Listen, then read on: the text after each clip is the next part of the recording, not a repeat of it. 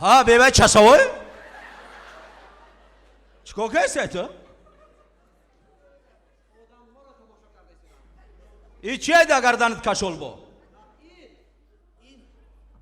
این دوربین گوربین؟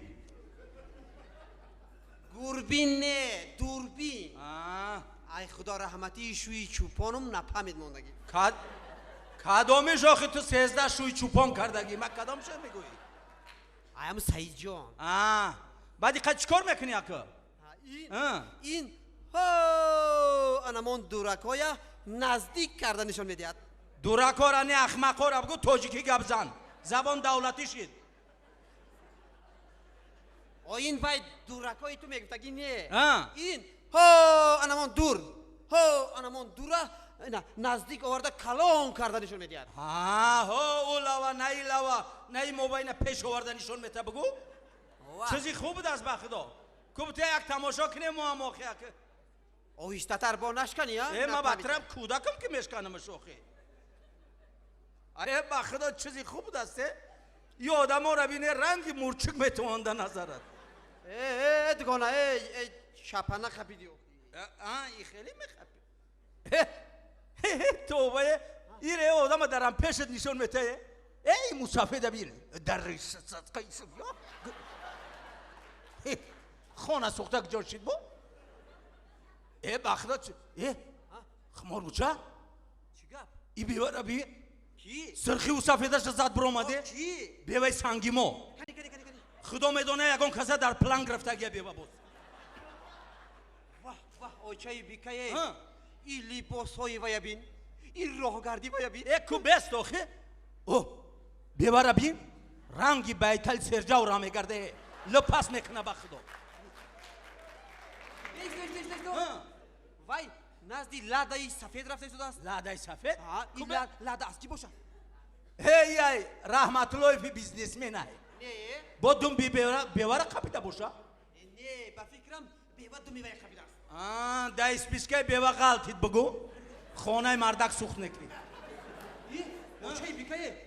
این نگاه کن وای در لادا سوار شید سوار شید؟ اینا کجا میبرده باشه؟ کجاش میبره بالای کلین آباد یا لوی دایروی بخش لالچینیش میبره کجاش میبره دیگه ایستا خیر انا بالای کلین آباد لاله هست لیکن در لبی دریای بخش لاله پالا نیست بس بیوه چند بار لالچینیت بردن که میدونی در کجا لاله هست در کجا لاله نیست گوش کو اوچای بیکا این باز میگویند که همین زنک باز ماشین میخرید است یک کدام پول ماشین میخره ماشین خری آسان ایتده باز 3-4 هزار دلار شید است از کدام پول میشد انا از همون پولهای لالچینی دیه با ما گمان کردم بیوه کپیراتیو هوی کدای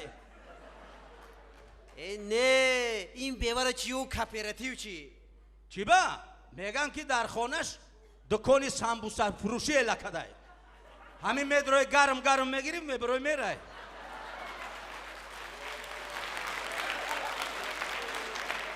50 دیرمش علایده 1 سومانش علایده نه او روز بابای حسن میگه ایمو 1 سومانو خوردم فروغانی بداد که نباشه همین مسافر سامبوسا رو چکارش میکنه اوچای بیکایه این راه کلان بین چی گپای رای کلان ده؟ این قپید کی را قپید چی را قپید کماره ایجا؟ بیست کاخی؟ گایی قپید گایی وای 1 سومانه را گرفت نه شوخی نکه گایی 1 سومانی نمیگیره انا نگاه کن در پاپکش انداخته شده است در پاپکش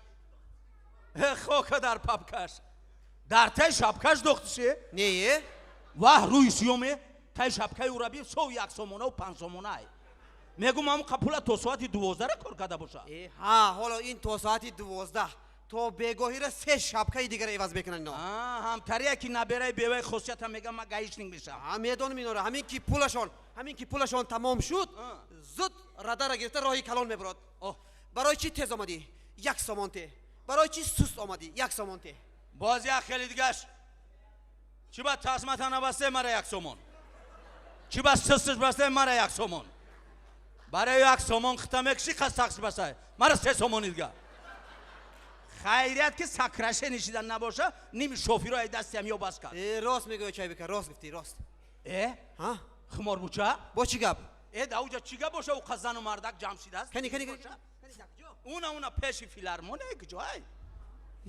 فوتبال باشه چی بالا نخواد زنها هم فوتبال بازی کنن زنی هازی کاراتی تد میکنه فوتبال اوس بستا اونا او روزامو زنی ابراهیم چی گپی گفته گپی زنش نگرفته امی زد استش یکتا فکی ابراهیم سگی سروری نبتا توفتگی میگوی 3 ماه اویلکش بر وقت گرفتگی گوش کو دگانه لبا گوش کو نو با یادم اومد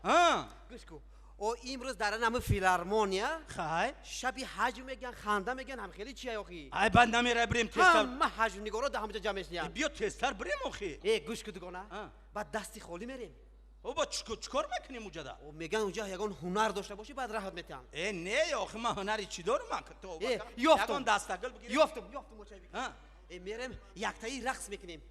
بیا من مای مایدکی رقص نقص نمیبینم بیا گمش که یگان فکری دیگه که یگان دستگل میگیریم آخه یگان گوش کو ایدا توفای نقص نمیبینیم بیا یک رپتیسا میکنیم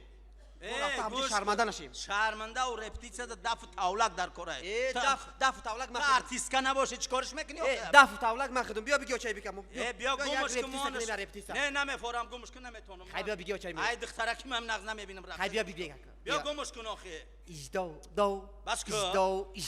ایش دو نمیفورم بس که میگم ایش دو بس که من نمیفورم ایش دو نمیمونی دا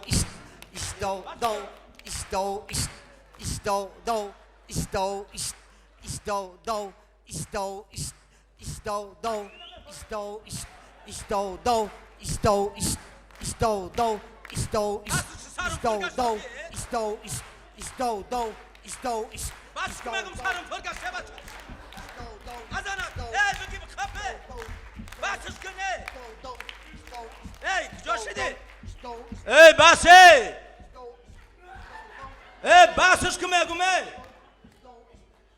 ازانا بسش کچ تو دیگه مالکه قلندر نمیبره چی تو دو دسته بیا تیستر